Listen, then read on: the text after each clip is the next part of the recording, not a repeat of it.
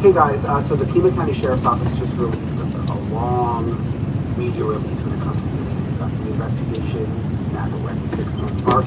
Pretty much everything is stuff we already knew and had reported according to sources, but I'm still going to read it to you guys. It says the Pima County Sheriff's Department and the Federal Bureau of Investigations, Phoenix Field Office, have been working together for the past 6 months to locate Nancy Guthrie.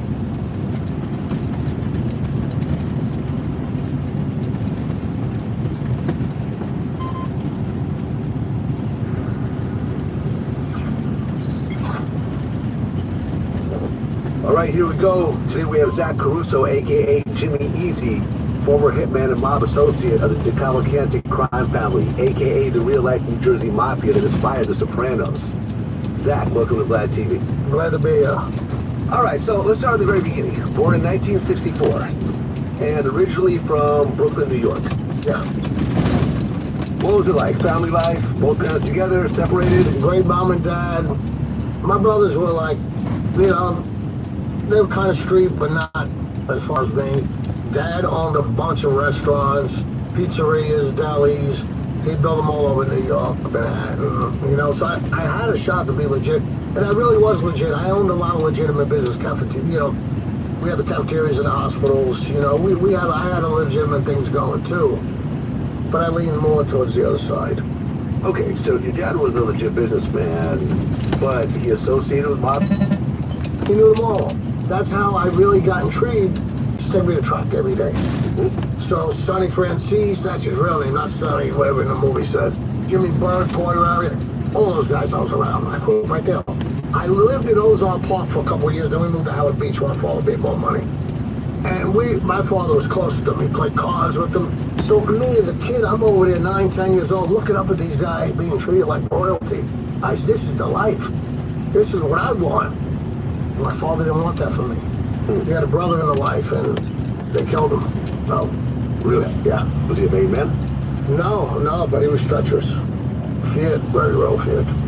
Okay, so you're growing up and you're seeing these mob guys, like you mentioned, Jimmy Burke, who was the character inspired in Goodfellas and so forth. You're seeing them at the racetrack. You see how they're rock stars in the neighborhood. I used to go to card games with him. Okay. Generous guy, too. Okay, and you want to get into the life. Yeah. At what age did you start getting in trouble? 15, stolen cars and stuff. Okay. You know, and then I did some juvie time, and you know, and then once I got out at 17 and 10 months, that's when I was like, well, then I got trouble right away on Roundabout. When I got out on bail, I had a fight with a guy, I stabbed him. And, Okay, but what happened in that situation? it was kind of over a girl. I was defending her, wasn't dating her. And this guy was told to leave her alone, and he wouldn't. So I went and confronted him when he got stupid. He's about your size. So I said, we gotta make this a little more even. Okay, you pulled out a knife and stabbed him. Yeah, and chest. Really? He survived? Yeah. Okay, and you got charged with what, attempted murder? No, he never told on me. Okay. No, that one never told on me. No, he didn't tell on me. But he had another guy that came back after me, and it came to the point where I had to reach out to somebody, to be with somebody. I couldn't be on my own no more. I didn't want to be with a wise guy. I didn't need a partner. I didn't need a guy to take my percentage. I knew what I could have did. I had a lot of guys around me too, tough guys, young guys, tough, treacherous. Strong crew. Okay, so how did you get associated with the Cavalcanti crime family? My dad grew up knowing Rudy, and he had another guy around him, Joe Smash. And my father always knew them.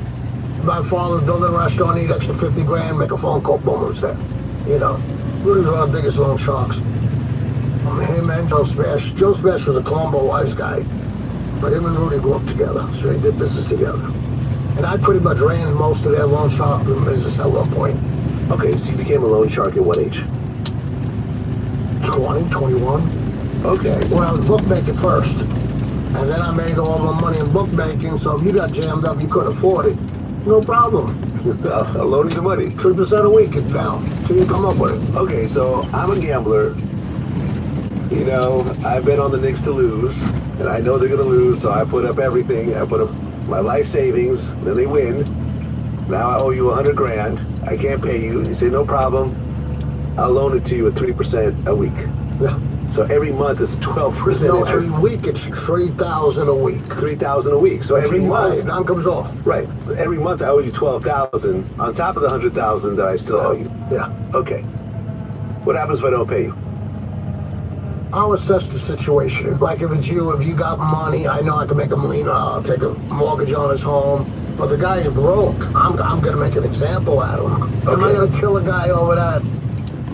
No. No, unless he's really, he's just a degenerate gambler. You give him a good beating, hospitalize him. Okay. The first time someone didn't pay you back and you had to hurt them, what happened? I had a guy in the car one time. He tried to, I think, pass post me. I don't know if you know what that means. What's that? The games, it was a horse racing. We took horses too. And the racing was supposed to be at 1 o'clock. They moved it up to 12 because of the holiday weekend or whatever. So he bet the first race with me right away, and he's not a horse better. Like $50 on a horse, that was 6-1. This guy bets 20 on a game. That raised a red flag. So the next morning I checked with the newspaper, make sure all the bets are right, who gets paid. I see post time, 12 p.m. I look at the ticket because we stamp every ticket we write.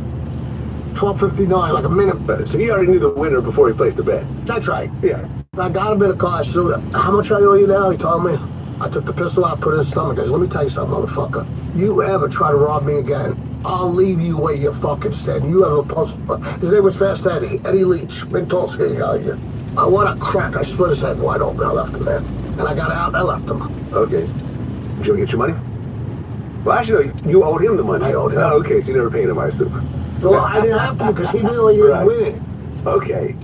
So, then you get associated with the Cavalcantes. I hook up with Rudy. Rudy Ferrone. Right. The captain in the Cavalcanti. Yeah, Captain Rudy Ferrone. And he was based on 5th Avenue, 2nd Street, Yeah. the Ocean Club boys. Ocean Club, Ocean View, whatever they call it, yeah. Got it. So, what changes once you have essentially a major mafia family behind you?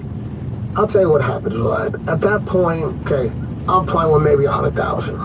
When you got a guy like Rudy and Joe that got millions in the street, I need another 100 on the street. No problem. My word was gold. I never missed a payment in my life for anyone's. So here it was. I was moving so much money for Rudy and Joe, plus the bookmaking. I was bringing tons of money, not counting all the extortions, joker poker machines I had. I had everything. I had my hand. I was shaking down every drug deal I can. Okay, extortions, what do you mean? For example, if you're doing something that you're not supposed to be doing illegally, like a kid at a chop shop, prime example. Okay. I walked in there, I says, who you with? I'm with nobody. Yeah, well, you with me now? No, you're not. So you want to be a tough guy? Be a tough guy. The next day, come back, 2 of his tow trucks are burned. I walk in, are you ready to play games? We were leaning on people left and right. Okay, so how much did the chop shop pay you for protection money? They were paying me, it started at 200 because this was in the 80s, 85-ish. And then it probably went up to 3, 4. But it wasn't so much that. Every time I need something done, it was done there. It was like my shop. I walk in there, I was using their phones, I was meeting people there. You know, how many places get a feds bug? So I got the collision shop, I got the luncheonette, I got, it's hard to, and I change cars every 6 months, purposely. Okay, and robbing drug dealers. How did that work out? All right, I was more of a sharper way of doing it. To go out there in the middle of the street and shoot out, I didn't need it. For example, there was one kid, he was supplying pot for St. John's University. Kid was about your size, muscle bound. He lived on Ocean Parkway. No way you get in this kid's house. He lives on the top floor, 13 floors, 12 floors, whatever it was. So the old man Jack, he was an old Westies, McInerney. Bad guy. That's for another day. I just got to bring the head to you to get paid. So, make a long story short, Jack said, we got to find a way to rob this kid. Well, he's got coke, heroin, a bunch of money, jewelry in the house. So Jack had that real Irish look, so he had all the police badges. He had a priest outfit, FTD florist outfit. We get in, I think we had it. So make a long story short, We bang on the door. Jack's a good talker. And, you know, I could, if I help it. You say, open the door. He said, no, for what? You got a search warrant? This girl was last, we had a picture of a dead girl. Wait up. This girl was last seen coming out of your apartment. You want to open the door, get a search warrant, we'll come through this door. Or you want to talk about it? I swear I never seen that girl. Then let's talk about it. No. He opens the door. Okay. Jack looks at me and winks. I sit down, we're going to ask you some questions. So Jack's questioning him. I start walking around looking, wait, what's this guy doing? And Jack realized he's getting a little, he's, listen, you're a big guy, we're going to cuff you. Just play it safe. We'll cuff you when it's all over. We cuffed him. And now I'm starting going through all the rumors. He's like, wait a minute, what's that guy doing? He ain't got surgery. Are you cops? I just want you to shut the fuck up. You're being robbed, all right? Shut the fuck. You know what he said to me? You'll never believe it. Thank you. I would have lost everything I had. I would have got arrested. My parents would have killed me. He told me where everything was. Guns, jewelry. There was a key, almost a key of heroin. There was almost a key of coke, a lot of it bagged up. We took his guns, jewelry, everything. Okay. He was grateful. And there was another time, there was a guy in Ocean Avenue, his name was Cuba. Pretty big drug dealer. But I never robbed him because he was friends with Rudy. You know, I didn't really like him. So after Rudy died, I decided I go to Ocean Avenue. I order, I don't know what it was, half key. I went, you know, I just said, Cuba, you want my money? What are you doing? Cuba, I'm not paying you. What are you gonna do? Please don't hurt me. You know, they would give me ups. There was another one, there was this kid, Tommy Karate, around. I mean, not Tommy Karate, Tommy Coretta around me. And he sends me on a score. This guy's probably coming with a bag of coke. So we're gonna rob. We're 18, 19 years old. You know, shoots at bay. Beverly Collins, what's going on?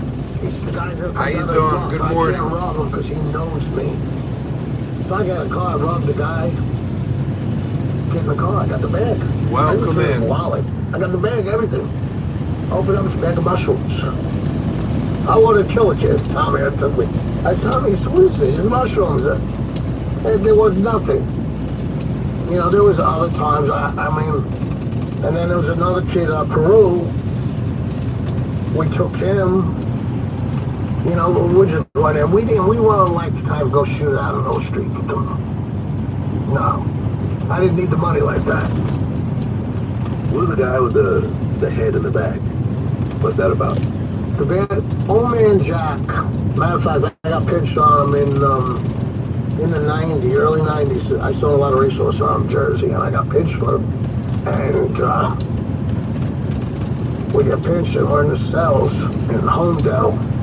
And they said, Macanetti, do you want parole? He said, yeah, for what? He said, for killing a drug dealer. I mean, Jack was a notorious guy. Like, if you sent him to do a piece of work, like, I want him gone. He'll come back with a hand. If you got a tattoo on the hand, bring the hand back. Start, I want my money now. You cut people's hands. Oh, Jack was bad. Jack was, anybody out there that knows his name will say, yeah. He did almost 3/4 of life in jail. He was with the guy, the Irish West, the Fanning, was it? What's the big time James? Cologne, Fanning. And he was around him, and he was very close to Whitey Bulger. Matter of fact, we did some drug. Now, there's other things we did. We robbed jewelry guys. You know, we take them on their way home because they don't leave the good diamonds there. I took a guy with Jack. We bought him out to Whitey, out to Boston. He bought everything from us. Not knowing he's a confidential informant the whole time. So you were meeting up with Whitey Bulger yourself? Whitey Bulger, yeah, Massier. Okay, what was he like? Didn't talk much to me. He was very close with Jack. You know, he purposely, they talked numbers in front of me. You know, because it was half my score. But we didn't have really much conversations. He kind of quiet. When you found out that he was an informant and that he went on the run. Yeah, you start worrying like, well, that was 15 years ago. Why didn't he come get me? I'm saying back then. You know, they didn't want to blow his cover for me. How'd you feel when he got killed? Did he get transferred? I didn't give a shit. Didn't give a shit, huh? No, fuck him. Fuck him. And you know what? The feds knew it, I'll say it on here, knew all along where he was because they let him get away with anything. they'll probably hate me for saying that, but it's true. They was right there in Connecticut. FBI can't find you. Well, there was a situation where you got into a shootout at a traffic stop. Yeah. What happened? There was a guy at the traffic stop, and I was beside me, and we always had the bad blood. I shot his friend Ronald Cole, so we'll go into that afterwards. So he always had an attitude about it. So and I shot at him. I got pinched for it. That's the one that told me.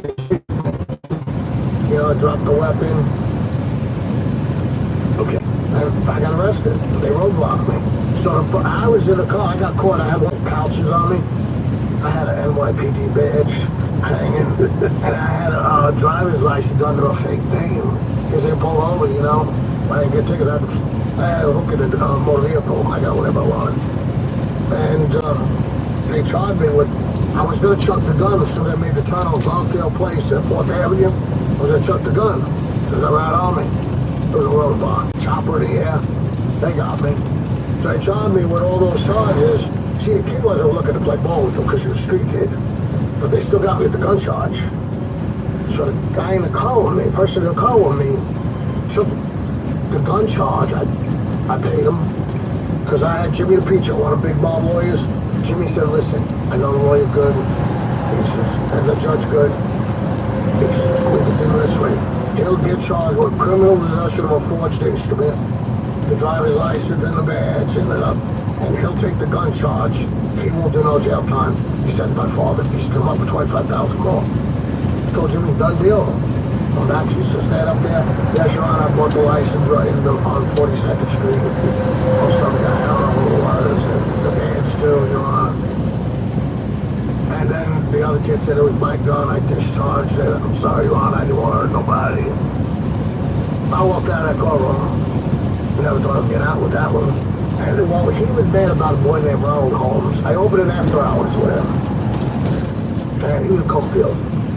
So I told him, you sell all your coke to the people, you keep the bar, the gambling machines are mine. So, make a long story short, I was getting close to the Super Bowl, and there was a Super Bowl box. And he had like $100 a box, couldn't get around that many people. So he called me up, Jimmy, help me get some more people. I had Kevin Cavanaugh, all the collision ship guys on my house. You know, big Super Bowl party. They're all like, what's my number? What's my number? Ronald, I need the number. Hangs up on me. I call back Christine Persico. Call my Persico's niece answers the phone. Jimmy, he said he's busy, he can't talk. Tell me to hang up on you. That's all right. I said to Kevin, Batman, the collision shop kid. I said, come on, drive me over to the after hours. So when I walked in, he said, wow, you think I could just drop? I was dating his sister. You think I could just drop everything? Boom! I sent him flying. Like 70 people in it. You shot him. Yeah, then he ran. He tried to run him. Boom! I hit him again. His mother started screaming. His sister come running out. That's when I put the gun away. Okay. But you didn't kill him? No. Where'd you shoot? I know he walks either here or here. I'm not sure what part of the legs. Okay. We're hanging up on you. No, he made me look stupid because he made me go make these people buy boxes. The game's kicking off. They want to know. It's like me making you make a bet. I'm not going to tell you who the horses after the race. Okay, fair enough. Fair enough. He had a bit. See, Ronald was bipolar. If he was coked up, he was like that. So you don't know who you want to get on the phone. Well, you're working with the DeCavalcantes, but you're not made a maid man? No, Rudy proposed me. Multiple times he talked about it. I kept getting pinched. I got at least a dozen pinches. Never talked to my wife. Never thought I ever would. The last thing I was, two things I was dead against. Rats and child molesters. Matter of fact, one of them, we'll go into that. I took his eyes out. Child molester. Yeah. Where, on the street? Yeah. What was that situation about? I had one guy come to me. His old son-in-law was Carmine Sessa, the kid that flipped from the Colombo captain years ago. He come to me and said, I need a favor, Jimmy. His cousin's to me too, Frankie Raggiola. His AKA Frankie Boogie Boy out of nose out there. So Boogie Boy said to me, he says, can you do me a favor? This guy's a child molester. He rubbed me the wrong way, or somebody maybe he knows. Frankie, what do you want me to do? I said, I want you to go on this motherfucker. Matter of fact, cripple, but don't kill him. He's got a mother that's bedridden and a son with Down syndrome. So he's dead. These kids, she's gonna want to be at home, and the kids are gonna be in a home. He knew the family, so okay, what do you want me to do? Tell me what's my benefit of this? I'll enjoy doing it, but tell me what my benefit is. He said the guy travels with a couple keys of coke. He's on all of them. He said there'll be minimum 2 keys, I guarantee you. No problem. Gives me the guy's information. We pulled him over. I had a blue light on my dashboard. You didn't see it pull over. Took him out of the car, cuffed him, pushed him back in the van, and we took him. So now at that point, there's like a load of boxes in the van. I'm saying this could be a mother store. Do you know when you go in dry cleaners and you buy the new zip-up bags and bathing suits, they filled it in. No coke. But I go through the briefcase, I found an album, Little Boy State, him holding it down. And make a long story short, Anthony Muscles with me. I told Anthony, take a hold of him. I blinded him. And then we beat him up a little more than we dumped him right by St. John's Cemetery, where John got him buried. We dumped him right there. Now, I got told the feds, they actually, did he die? I said, I don't know. You know, I had to breathe, I profit on everything, covered my ass, clean slate on everything. I said, I don't know. He was bleeding all over. He was begging at one point, please just kill me. Well, there was a situation you had with a guy named Vinny, who was a bookmaker. Vinny Head. Vinny Head. That's when I killed his brother. He paid me to kill his brother. Okay, let's talk about that. He came to me, he was jammed up, he owed about 300 grand to Rudy. He owed me about 40 or 50. And he said to me, I know you're gonna sound like a piece of shit. I need you to kill my brother. And his brother was a menace to the neighborhood. Like, he robbed an old lady's house. He swore to me he didn't do it. And in our neighborhood, you don't touch no kids, no old lady. No, that's a no-no. So he denied. Then he broke into a Joker poker machine. So he was not my favorite person. So then he paid me to kill him. He had a policy on him. He had AIDS, supposedly. He told me to. Okay, so he put a life insurance policy on the guy Ivan Katz. Right, on his brother who had AIDS, allegedly. And how big was the policy? He told me it was enough to pay Rudy and everything, get on his feet. So I'm thinking he owes Rudy 3, he owes me 50, well, 40, about 50 he owed me. I wasn't sure, I don't remember, 25 years. And he owed, then he offered me 50 or 100. What would you take to do it?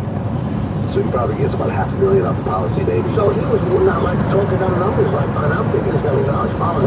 I told him I found out after it's tragedy. It was a $1 million policy. $1 million policy. Yeah, it was 5, but they got double indemnity.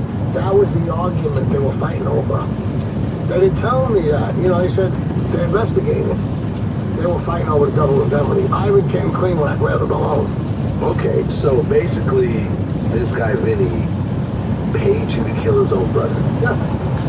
Vinny Chaffee. And how'd you do it? We got him in a car and we shot him. You know, I think at one point he knew. He was in the front seat, and, you know, he got a little nervous. It was too late at that point. And that's the one the daughter called me. Well, sent a message on one of the podcast things. Oh, his daughter reached out to you? I felt bad because I knew. Because she was like 10. So, you go and kill this guy's brother. He goes to get the insurance policy and get the money to pay people back. But is he actually paying people back? He tried to run from us, Vinny. That's when he killed Vinny. Remember I told you, Pluto shot him with 357 and that. Okay, so Vinny, who you killed his brother before, ended up going on the run? I don't think he was on the run. He wasn't going home because he lived on 5th Avenue, 25th Street. I knew where he lived. He wasn't paying you guys? He wasn't paying us. But he was hooked up with a Spanish girl, and she was a bad drug addict.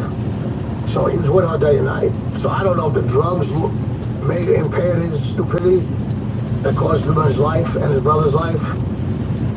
Okay. I mean, why would you not pay someone that just killed you your know brother? That, yeah, you know it's going to happen. They're pretty serious. I mean, how screw, yeah.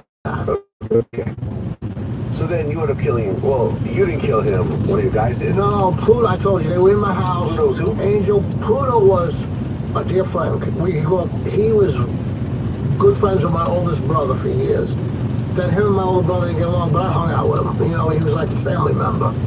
And then his son is the one that I killed, too. Okay. And that still bothers me. Well, at one point, you met Roy DeMeo? Yeah. Well, no, I met Sally DeMeo. Sally DeMeo. DeMeo. I met Roy DeMeo, but didn't talk to him. You know, I don't know what you mean by met. How many people did Roy DeMeo kill? You know, when I hear like Greg Scarpa talk about 120 murders, let me tell you something. I've been in a mob 20 years. There ain't no 120 guys killing 120 guys. That is such a far-fetched. I can see a guy like Roy DeMeo, 25, 35, goes Gemini Lounge. But you don't always kill 100 guys. That's 20% of the mob. What happened? And nobody knows they went? Well, right. Because Roy is rumored to kill 75 and 200 people. Yeah. But he had the Gemini Lounge that he would bring people to and just kill them and drain bodies to just practice on how to get rid of bodies. Go straight to a serial killer. Right. Did you know Greg Scarpa? Yeah, I met Greg. I met his son, too. I just interviewed his son. Yeah, I know. Yeah. I talked to him on Facebook. Yeah, Greg Scarpa, a.k.a. the Grim Reaper, Yeah. who allegedly killed up to 120 people. I asked Greg, his son, how many people he think his dad killed. I don't know about 120, but I do gotta say that there was a lot. You gotta figure he was in the Colombo War One. He was in Colombo War II, and he was in Colombo War III. And that's a lot of people got killed in the 3 wars, plus people that gotta go, but 120 sounds very high to me. I would put the figure up about 50. 50 people. Still a lot of people. See what I mean? Still a lot of people. You know, they It's not talk about 120. these whole tree on that. Let me tell you something. Let me tell you, the worst time to be in a mob was the 80s and 90s. There was guys getting clipped over. Now, nobody knows. That's why the mob can't last. They could last being little boys, little loan shark, but they can never be what they were. Our biggest thing was, if there's no more fear, we're not a bank, we're not going to send you a letter. Okay, so at one point, you got into it with John Gotti Sr.? Yeah, well, what happened was I was doing a lot of loan sharking. And there was a guy, Jimmy Amigo, across Bay Boulevard. He owned Amigo gas station. His real name was Combe, Jimmy Combe. And he owed me, I don't know, he was a degenerate gambler that turned summer into loan shark. I was giving him hope because he had a hold my business. So make a long story short, he got jammed up with me, and he ran to, where we could run to, because I really put the heat on him, because he was very laxy-daisy, and he had the capability, had a beautiful home in Howard Beach, a multi-million-dollar business in Howard Beach, gas station on the water, expensive property. Jimmy, I need my money. Well, I don't have it now. When I get it, you'll get it. I said, listen, this is Rudy's money. Because with the Gambinos, I kept having a problem with them. Because I was lending money all over. At that point, I'm lending it for Rudy. I had 20, the Elegant Limousine in Howard Beach, $300,000. I took the limousine company. I mean, John Gotti, the father, went ballistic over that. Because he knew them, and here it is, I came and took their business. Well, Barry Boreal came forward. He was a captain in that family. And he came forward, he sat down for Stanley's. And he paid the money. And to make a long story short, I kept the limousine business, but we deducted we leveled it out more, make it more. Okay, Sit down. Did you and John Gotti ever talk face to face? Yeah, that's the major problem. The last time I face to face with him, I lived on Cohansey Street in Howard Beach. He was around the corner, a kid named Joey D'Ambrosio. He was his big firework display, sell for him. Junior was pretty good with fireworks. His father. I was really big. I had at least one truck from the middle of May, April I started. Bringing in trucks, warehouses. So he kept saying, why don't you do it with me? Why don't you do it with me? Come on, we grew up in the same neighborhood. We're 2 months apart.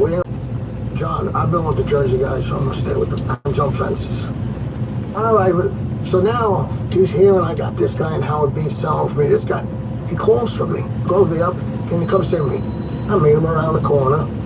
Now remind you, I know there's a lot of hostility over the loan shark business I took out of Howard Beach. And bookmaking, there was a multiple sit-down, I could tell you 50 of them. So when I went over there, I was loaded. I had a pistol in my back. Cop. And he said, what are you doing? He says, you know, my father warned you about the loan shark and bookmaking in Howard Beach, you know, Ozone Park, this is his neighborhood. Son, I didn't know there was a toll bridge. You gotta pay fucking money to come in here to earn money. We're street people. Come on now. I know you got authority over me, but it's wrong. I said, you know what, John, I'm gonna play this game. I'm selling them for Rudy. To deal with Rudy. Rudy's captain. Did you wanna go down that road? Do what you gotta do. And I walked away slowly, you know, made sure. But John's not a shooter. No, he couldn't bust a crate. He's got one murder. They held him in a bar. He stabbed him. Well, Sammy the Bull was a shooter. Sammy the Bull was a shooter. I'll tell you a story. When I was in Woodstock with him, we had a little argument. And let me tell you something. Sammy shot one guy, a 16-year-old kid at the bagel store. So out of all the murders... So I come here to shoot. I'm looking for you, and I hit this poor young kid. No, and it's 19 Esco. Esco, how many were you there? Oh, you did. How many did you dispose of bodies? None. Okay. When you saw the whole situation with John Gotti, the whole Teflon Don, beating all the cases, but ultimately going down, and then Sammy cooperating against him and so forth, what'd you think? When Sammy cooperated, there was a murder done called on a guy named Fred Weiss, a favor for John Gotti, Jersey crew. John was our backbone, no doubt about it. And John was a thug. He was a real gangster. But he lived a life. I gotta give it to him. He was a gangster. But he brought enough heat. And with the way he was bringing heat, and as sophisticated as they were getting with devices and bugs and confidential informants, he should have. You understand? Go underground. He didn't care. That's John. And even up to the day he took his last breath, he threw the police out of the room. You know, he came in to give him his last rites. So we did a murder for John, a guy named Fred Weiss murder. And that's the murder that brought down the Cavalcantes too, along with robbing the World Trade Center bank. Because Ralphie got caught robbing the World Trade Center, wears a wire on everybody, brings all the bosses down. I come home from Fort Dix. I come home, the feds come to me, oh, well, this one flipped, this one flipped. Your days are numbered. I got pinched on an extortion charge. I had nothing to do with it. Okay, so let's talk about that. So was this around 1997 where you got arrested as part of a major hijacking case at Kennedy Airport? Like Yeah. 47 people involved? That's right. Okay. 46 got bail by me. Okay. And 2 of them were the boss of the Gambino family. What exactly was the hijacking? You ever see the movie Goodfellas? Yeah. The guy that hit the head with the bottle by Sonny Bamboo? That guy wore the wire on us in real life. His brother was Bruno, the guy that killed and put a canary in his mouth. So, Sonny was still hustling, you know. And Lenny DiMaria, a Gambino captain, brought him to me and said, Jimmy, you could do business with him, this and that. And they all knew I loan sharks. He said, I don't want to lend him money, he needs 10,000, you can lend it to him. I guarantee you. I just don't want it to come from me because I know him so many years. You know, when you lend somebody money and he's a good friend, they can always say, come on. But hey, you owe it to Jimmy. I lent him 10,000. Then I started buying swag stuff, robbing stuff out of Kennedy Airport. Donna Karen dresses, I don't know if you heard of them, that's years ago. We had a whole truck of those. Okay. We took everything we could. All right, but everyone got busted. Yeah. And you got a 4-year sentence? 47 months. Okay, for loan sharking. Yeah, well, here's the thing. I had Jimmy DePietro. I was charged with loan sharking, hijacking, stolen property, bookmaking. And in that in that courtroom, that's when the prosecutor brought up William Guerin. Says, Your Honor, he's a suspect on multiple bodies with no time. Judge says, until he's indicted, I don't want to hear nothing. So I thought I was going home when I heard that. No bail, danger to the community. Lenny DeMaria got up, boss of the Gambino family. Bail. Nicky Carrazzo, he was in on another case that he caught in Florida with Anthony Ruggiano. Mm-hmm. You know Anthony, Yeah, right? I interviewed him. Yeah, so when he caught the case with Anthony, you know, he was on the same case with me, but they expedited him from Florida and left Anthony down there, I think. And they brought him down. Okay, so you get arrested again around 2000. I guess you had lost your mom in an accident. Yeah, Dad lost him out. You were heading to the funeral. You get pulled over Yeah, by the feds. by the feds. And now they charge you with what exactly? They told me nothing. They said to me, listen, Jimmy, we know where you're going. We're sorry for your loss.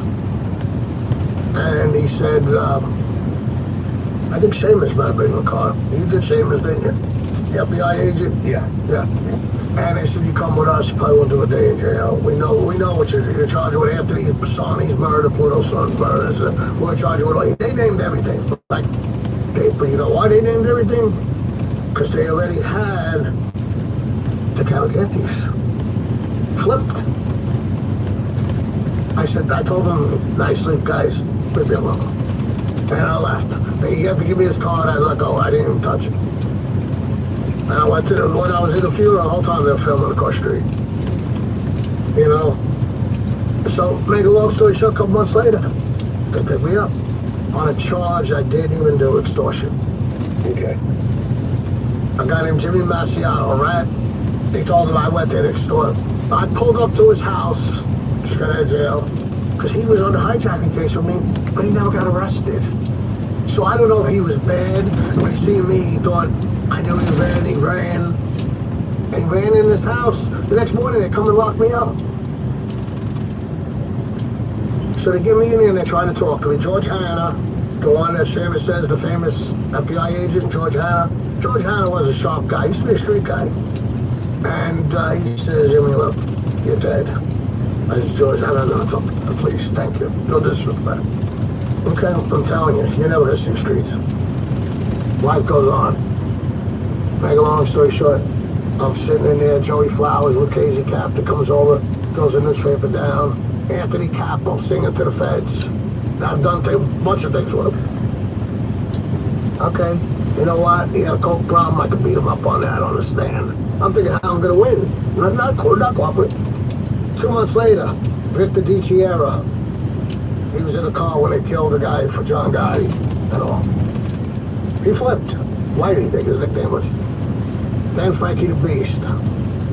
Anthony Rotonda. He was bad the whole time. The only guy I know that came to WITSEC and turned himself right in. But I never heard of that in my life. You gotta go through the process. You go to hole a couple of months. And the whole family flipped. I came home to a catastrophe. Now, I'm starting over. Think about it, you put 20 years in, you earn a lot of money for the family. Then when they locked me up, the guys inside wouldn't even look at me, because they know all the Jersey guys flipped. So I'm being treated like that. 9 months later, my lawyer came to me and said, listen, you're going to grand jury tomorrow. Your choice. He named 4 murders right up to the bat. I said, that fourth one there, I didn't have nothing to do with that, you know? So they had 4 murders. Right, written down. Okay, and out of those 4 murders, which ones were actually accurate? 3. 3. Okay, still. And then That's enough to give you life. conspiracies and 10 murders Okay. and shootings. Okay. And at that point, you cooperate? At that point, I said, listen, Stewie, that was my lawyer name. I said, I can't. See, Rudy passed away. Once Rudy died, then it was a different story, because where am I going when I get out? The Calacantes are done. I wind up with the Gambinos, and then I'll really be at war with them. Where am I going to go? I ain't got a college degree. I'm coming home to nothing. And no mom and dad. They're offering me a brand new life, brand new everything, start a new life. Turn to town. You were how old at the time? That was 2001. so it's 37, 38. Okay. Yeah, I came out about 42, 43. I came out. Okay, so around 37, 38 years old, you accept the plea deal. Yes. You accept to cooperate. Yes. Against who exactly? Okay. John Gotti was number one they brought up. Peter Gotti, because I had to sit down with him. I was in a restaurant one night, and we were a couple of guys, and we wrecked the place. It was a fight with another crew, and they were with Peter Gotti, so it was a big war there again, you know. So they wanted me to testify on him, and Louis Ha, Lucchese, a Bonanno captain, that told me when we were in Fort Dix, that he said, listen to me, you go home to Vinny Palermo, you got a problem. Because Vinny didn't flip yet, but he hated Vinny. He said, I'll get you released over to me. Come with me. You're right up my alleyway, loan shark and this, that. And there was another guy, James Louis, Big Tattaglione. He was a consigliere in the Bonannos. He said to me, Louis wants you. I know Vinny well. I'll get you transferred over there. So I said, let me see when I get out, what I'm in for. So I get out, Joe Smash comes to see me right away, gives me some, and he's like, he was with Rudy's son, with Michael Ferrone. He says, Vinny wants to see you. I said, okay, tell him I get time, I got to answer probation and everything. I got heat on me, I don't want to bring it to him. I didn't want to see him. And Joe Smash says, I'll let you know, Wild Bill would love to have you. And I loved Wild Bill. And when I heard that felt good to me. But Louis Ha was a good guy too. So I had two good avenues. Then when I didn't know where I was gonna go. Then I get a call, Billy got killed. I knew when Billy got killed the next day about it. You know, they came and told me, I was like, oh God. Because these couple guys, had a no-show job. I was in a halfway house. I had a no-show job at a furniture store. And Gary Head and Ralphie, they come in, they says, hey, Billy's gone. Harry Boy got rid of him. I said, oh. Billy was a gentleman. Class act. Billy loved me. I had to sit down with him over one of his guys. He ruled in my favor. So, when you agreed to cooperate, you took the stand in how many cases? None, they all flipped. They all flipped. So you never actually had to take the stand against John Gotti? Junior sat with the FBI before me. Okay. So when I told them everything about Junior, they already knew it.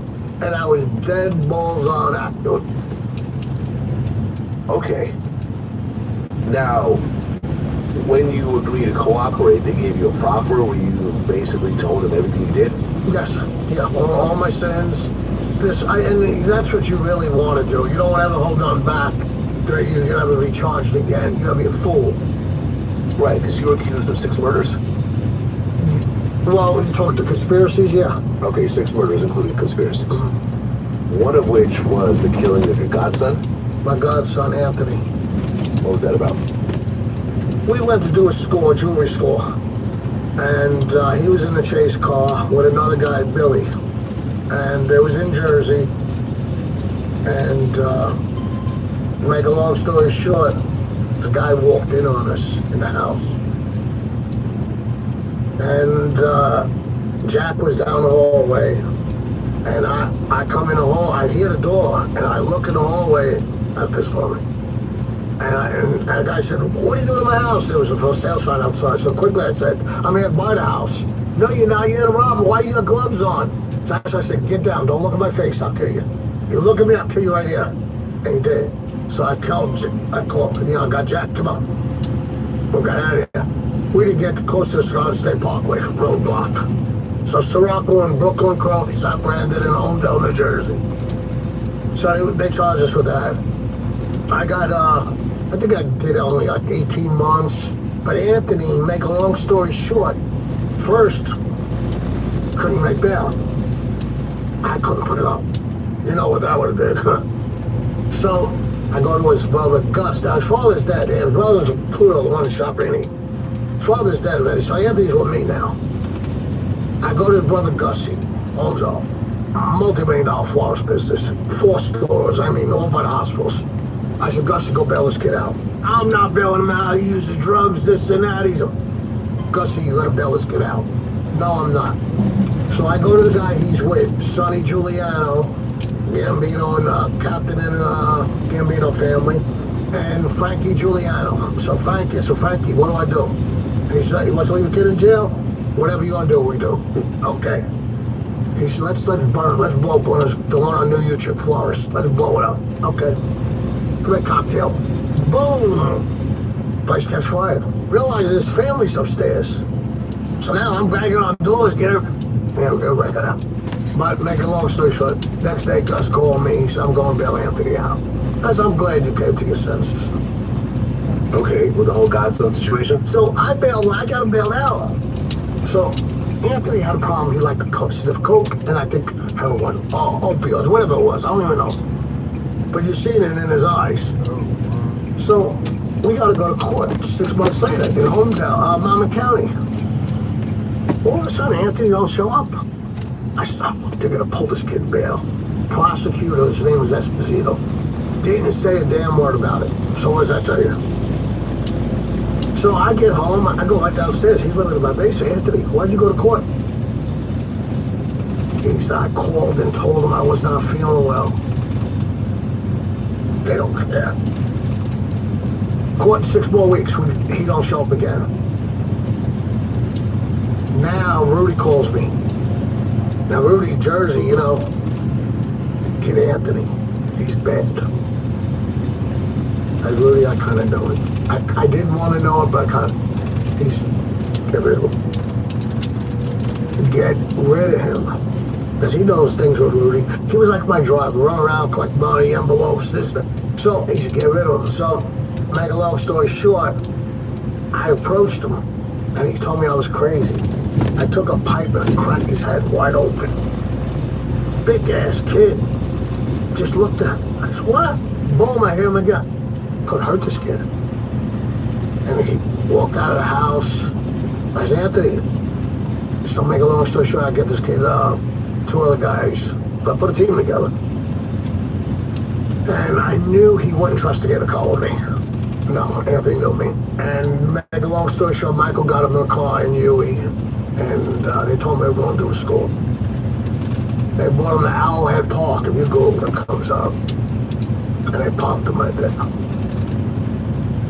Okay, so when you do the proffer agreement, how many murders do you confess to? Oh, Anthony, Sal, Vinny, all the shootings, the conspiracy to murder. This is, you know, I mean, I was plotting to kill Gotti. I mean, you know. You were plotting to kill John Gotti? Yeah. Okay. Why not? Why not? What is the difference between John and Gotti and you? Tell me. Okay, what was it over? Always, the worst thing was the Sharky? firework thing. Okay. When he made the threat to me. Oh, that, so yeah. let me tell you. So I get a call from Rudy right away. Come see me. You got to watch the way you talk to certain people. I said, I know exactly where you're going, Rudy. And he could go fuck himself in Macy's window. He says, listen to, Rudy, I'll do what I got to do. His father's away. Who the fuck is going to stop me? He says, you kill that kid, you better move your father, your brother. You better move everybody, your whole family. I said, was he a prince? He's a street guy. He said, listen to me. Let's get this thing settled. So make a long story short, I didn't want him. And they got me, they found me. And they left me for dead. So after that, they sit down. I told Rudy, I'm not going to settle for anything but killing Junior. Okay, they left you for dead, meaning they beat you up real bad? Yeah, stabbed. I mean, yeah, put plate in my head. Really? Yeah. The whole night? Yeah, I mean, there was 6 of them with bats and pipes and knives and guns. Okay. Thank God the old ladies came out and she let her pit bull out. They were trying to drag me back into the car. Oh. See, I had 2 pistols on me. I would know what's coming. I'm waiting. But they got the drop on you. How they got the drop on me? What? I got a phone call, meet somebody at the 5th Amendment. They lost out on 35 on it. I said, I'm gonna run right there. It's only a couple blocks away. Got the pistol. Coming back up, turn up Carroll Street. That's where it happened, 568 Carroll Street. As soon as I go, I put my car in park, once I see the blue light. I get the pistols. New York, that's 5 years, mandatory. I throw them on the seat. I go to open the door, you officer. And then I looked in the mirror, the 3rd guy, I said, wait a minute, I know that kid was sober. At that point, straight, he says, Move over. And I wasn't moving over. I move over. You know where I'm at. I'm chum. You know, and I started fighting, and then it just started. I mean, they left me for dead. I went to coma. Okay, and when you got out, you wanted revenge. Yes. But you never got it. Well, here's the big revenge. When they sat down and Joey Messina put the good word in for me. Wow, Bill. Everybody went to bat for me. This kid is a stand-up kid. I mean, how could you even, he's been away, he's done everything, he said, no. Everybody went to bat for me. So they said, we gotta shake hands. I said, okay, I'm gonna kill the guys over there that night. You can't kill them. They only do them like they're doing their job. I said, I'm not taking this on the fucking chin. They said, no, the kid that set you up, Chris Habey, or Doug Habey, I forgot, they're two brothers. He said, you could kill them. He said, Junior. So, I put a hit team together. Kid works at the Canarsie Market. They sell vegetables. He gets up in the morning, gets them in, supplies all the stores. He goes home, So I'm sitting in his van.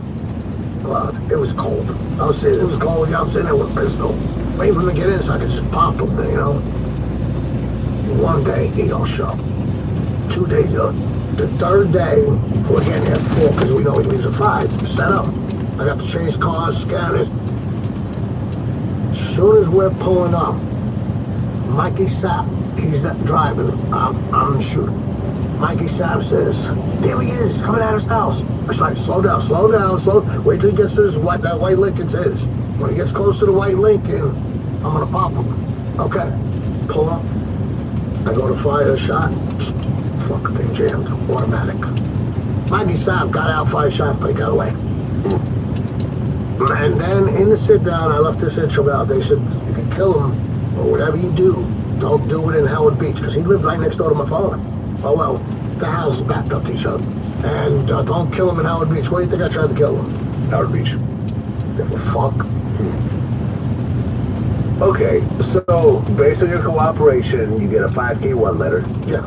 Which allows you to avoid jail time further, right? Yeah. But I did about 15 years of my life. Okay, by that point you had 15 years already done. So then you go into witness protection. Mm-hmm. So once you started cooperating, was there a price in your head? They tried to get me in Little Rock. And I had a restaurant. And what I did was I imported Italian ices down from Brooklyn because they didn't have me. It was so hot. I said, this is ideal. I had girls on every corner, little bikinis, selling ices. I make money hand over fist. The News Company. James Capetto is my name. James Capetto wants Italian ices to Arkansas. Biggest thing going. See my face? Yeah. All of a sudden, 3 guys came to my Italian restaurant to kill me. I was getting a stress test done. My wife realized right away what kind of guys I were. You know what I mean? She's around me. Make a long story short, she goes across the street. They got these little police boots. The scooters outside. She tells them, celebration, my husband's in the program, they're gonna kill him. So he calls for backup. They come in. The guys go outside the other side of the river market. So they go after them. They pull out a yellow station wagon like National Lampoon with the battling. Chased them. They get him in time. The trolley was coming this way, they got away. Make a long story short, the car had a stolen car and a stolen plate. So we know they were there. So they moved me right away. They moved me to Atlanta. I love Atlanta. Okay, so when you get put in the witness protection program, they give you a brand new name, new social security number, everything. So are you moving with your family? Well, at that point, I was married and I had my first daughter, Natalie. Okay. And they came in. Natalie's the youngest baby ever going to program from Arkansas. Okay, so your wife at the time knew you were in witness protection? Yeah. She was okay with that? Well, I'll tell you a story. I used to own Ring Shack and Grills there, the franchise I opened. And I had about 4 or 5 of them going. And one time, cops came to the undercover and says, are you related to Zach Caruso? She says, I'm Mrs. Caruso. She says, do you know he's a very bad man?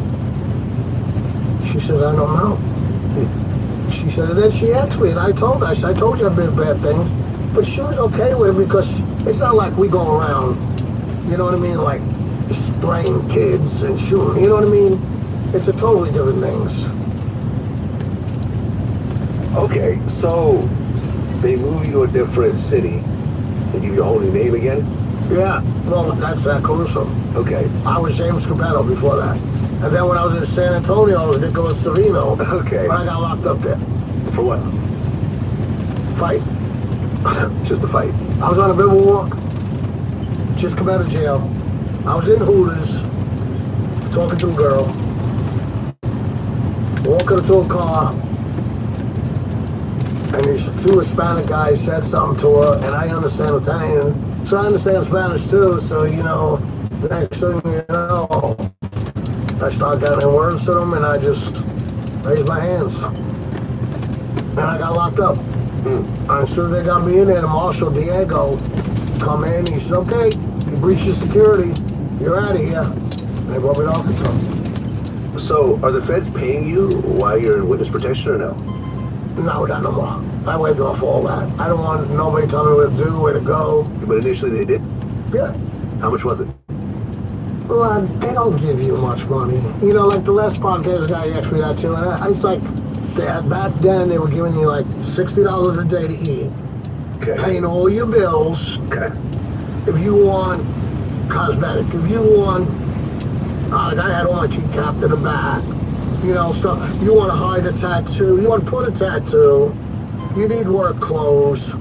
Okay. Depends on the marshal you get. Okay, but you're not getting like $10,000 a month just for spending money. No, back in the beginning, when you first go in, not spending money, okay, we'll pay your rent for a year, so here's $15,000. You know, here's $15 for a car, you know, but it's not like one lump sum, no.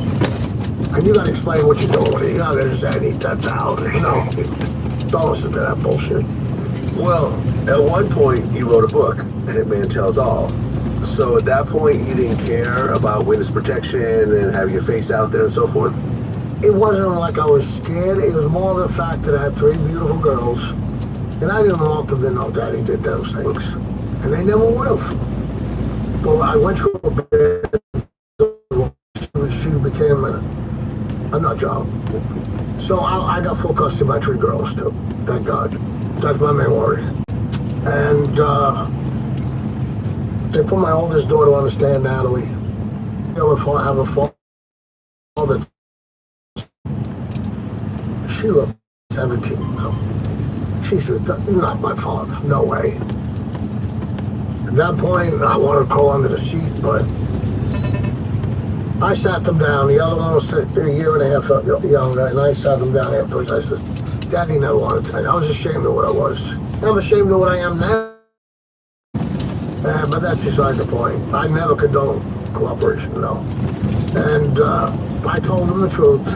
And they said, Daddy, you could have told us. You're good to us. You're so good to us. I just didn't want it. But I had Jerry Capisi bang down my phone, call my ex-wife. Please tell him we'll do a book. We'll do this. We'll do this. Because he knew I was at war with the Gaudis. Not just that. That'd go on and on. 50 other stories. Shops, I had everything. Okay, so they dropped the book. Then I wrote the book because at that point, I said, you know what? I'm an event. I kept it bottled in me all those years. And I did. And I wrote the book. And then I was invited on some guy from UK. I said, you know what? I'll do it. He did it at my house. And then I had Wade, Hollywood Wade. He did it. And he don't have a lot of followers. But he got on YouTube, he got like 20,000 views on me. Everybody's like, who's this Zach Caruso guy? So they ran to Wild Bill's son, Billy Jr., good kid, Billy. They ran to Chris Colombo, and they all said, that's so easy. I was using my name, Zach Caruso. I didn't want to be, you know, but then it just got out with her mount. 3 ways to spread the news. Telephone, telecom, and telling your wife. And that was it. But, so at that point, I just came out and I told the truth to my daughters. They even brought up, we were robbing payroll heist. I did one with Vinny Palermo. There was over 100-something thousand in it. He said there was 40,000 in it. Well, now you live in Arkansas. Arkansas, love it. middle of the country. I wish I had a beach. There's the only thing I'm missing. Right. You not living the mafia lifestyle anymore? No, I own car dealerships. I'm pretty much retired. I come and go. I check in. I own. I've got 6 businesses going. Okay, how many car dealerships? Hey, dash cam. 3. Well, 2, and I'm building 1 now. Okay. Hey, dash cam. And then I got the portable buildings in the backyard. Dirk's and portable buildings. We got them. They're in 20 states. You can order them like the Carvana now. So now you're actually running legitimate businesses. Yes, and I live in a beautiful home. I pay a lot of taxes, which is weird. Me too. 50,000 this year. That's enough. I pay way more than that. Well, you make more than that, right? I don't know any car dealerships though, so Yeah. there's that. Okay. When you look at your old lifestyle, the fact that you killed people over snitching and you became a snitch yourself Yeah. later on for the same type of thing that you despise about other people. How does that make you feel? Lousy. I hate that I did it that way. I wish it wasn't even like I could have said, let me serve my time and go home and just walk away from it, like Michael did. And let me tell you, I was with guys with Michael, like, Michael Francis? yeah, with Chucky Russo, Andrew Russo, the boss. They were all scared they were going to get pinched when he left. None of them. I was away with them. I was cellies with them. They didn't get pinched because of Michael. Now, I know they say he did testify, but honestly, everybody around him didn't go to jail because I knew them all. That was my neighborhood. I knew everyone that he knew. Not one of them went to jail because of him. But I heard he testified on a case with some Jewish guys, but I never heard of one Italian guy going to jail from it. I mean, when you look at all the mafia guys you knew, what percentage actually cooperated when they had a chance to? Probably 70, 80%. 70, 80%. So this whole mafia code of silence, Well, lad, death you before listen to me. dishonor. There was one guy, I'm not going to say his name because I was close to him for 20 years. And I think Chris Colombo knows who I'm talking about. He was another silent Greg Stomper. Here's a guy, we were together day and night. Sent me to do a murder. We loan shark day and night. He loan shark already, partners with Vinny would have already died. When he said, now we're partners. Feds didn't want nothing with him. First, when I did, they said, okay, how can we pick up Joe Smash right away? He said, he's a loan shark 50 years. Ralphie Guarino on Wire borrowed money. He died now. Now I'll bring it out. His son works for Miramax. Chris Gambale. I just didn't want to bring it up, but I bet my life on it. They even said, don't worry about Joe Smash. When they tell you that, we're not building a case. We don't build a case. We know we will. So 70, 80% cooperate. Oh, yeah. So if you get in this life, just know you're going to get told on. If you don't do the telling yourself first. I wouldn't trust the soul. I wouldn't trust the soul. Considering your business now, do you think that if you didn't go the criminal route, you could have been successful without the prison time and Without a everything doubt. else like that? Without a doubt. My father used to tell me, be a lawyer. I'll pay for all your schooling and everything. I'd have been a fantastic lawyer. But I wanted the easy life. Easy wanted it easy. Right. You ended up doing 15 years. Maybe a little more, yeah. You didn't get to see some of your kids grow up. I was the whole 30s I missed. Yeah, exactly. You got to I got son cooperate. up north. I haven't spent much time with him. I missed him all those years growing up. Yeah, man, it's not worth it. No. It's not worth it. No, I did life over again, never. No. I know exactly what I'd be a lawyer, probably. Yeah. That would be what I'd be. Because we lived on them. They took my money. Oh, I paid over $1 million in lawyer fees now. Over $1 million easy. Probably about 1.2 at this point. I was being like there was a case, and I'm not gonna call the guys rap. They got life. Johnny Popper and Calvin. There was a kid, John Sparacino, I was wanting to kill. He took a shot at me. We're going to cop. So I went to the Columbus. I put word out, Joe Smash, I'm gonna clip this kid. They said, go ahead. The next day, his 2 best friends, Calvin and Johnny Popper, walk into the club on 5th Avenue. They asked Joe Smash, could they see me? So we went for a walk. They said, listen, we know you're gonna kill the kid, John. Before you do, give us a couple days. You won't have to. I looked at Joe like, I really don't know what to talk about like that. I'm not answering. I don't know what you went away. Joe said, Johnny Papa's a good kid, you don't have to worry about him. So I said, well, then do what you gotta do. But after a couple days, don't come around me no more. And I walked out and walked away.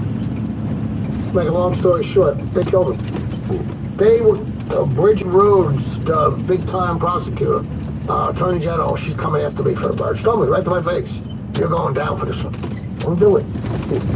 So, make a long story short, they're on the phone talking to somebody else. They think they're on a safe line. They're talking. They got themselves popped. So they're going to go to. I'm in Fort Dix. I get a letter. Things saying I got to be subpoenaed to a trial. Their trial.